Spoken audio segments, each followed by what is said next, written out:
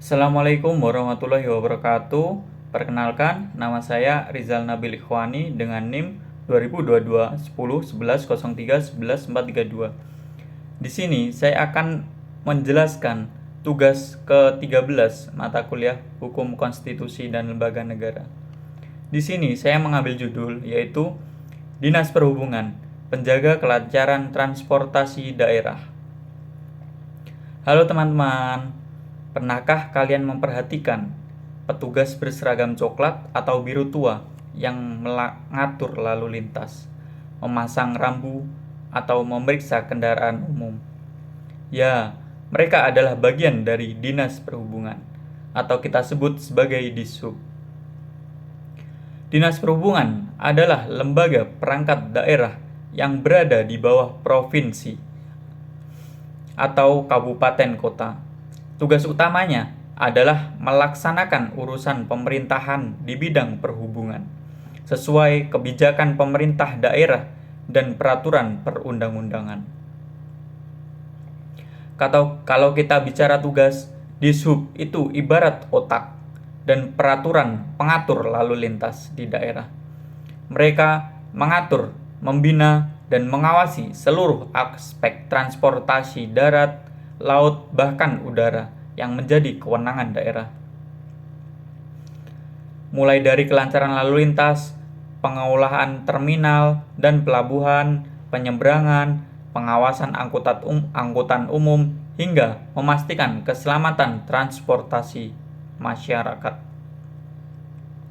Coba bayangkan, setiap kali kita naik bus kota, parkir di terminal, menyeberang di pelabuhan, feri, atau melihat rambu lalu lintas dipasang.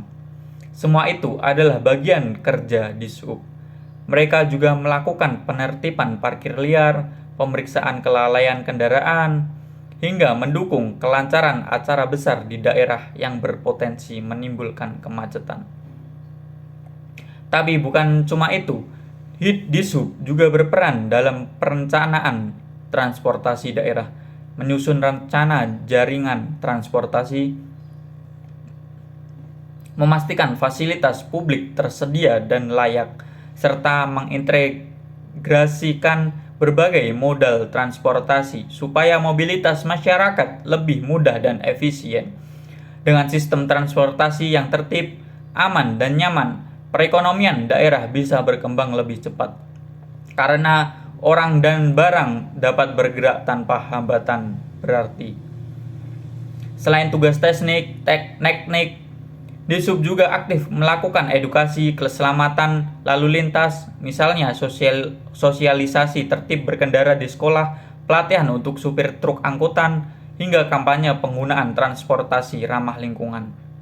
Jadi, ketika kita melihat jalanan yang lancar, transportasi umum yang teratur, dan fasilitas transportasi yang aman, di balik itu ada kerja keras Dinas Perhubungan.